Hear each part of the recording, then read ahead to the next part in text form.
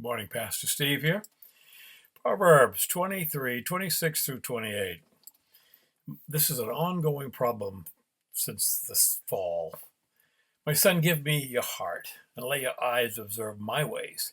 For a harlot is a deep pit, and a seductress is a narrow well. She also lies in wait for a victim and increases the unfaithful among men.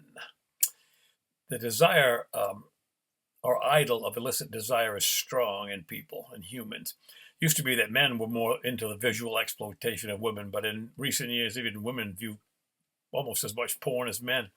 I got this data from the Covenant Eyes website. If you want help with that, by the way, you can go there, and there's plenty of help.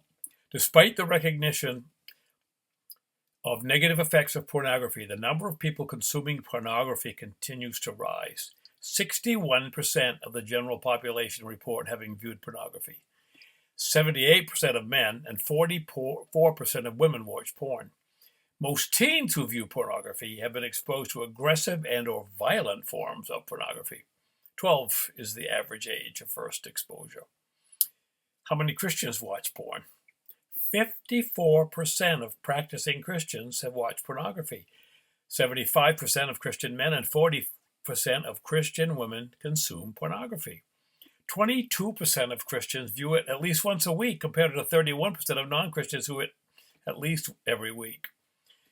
This proverb speaks of a woman of the streets, but if men were caught self-restraint, which is Proverbs is trying to do, there would be no market.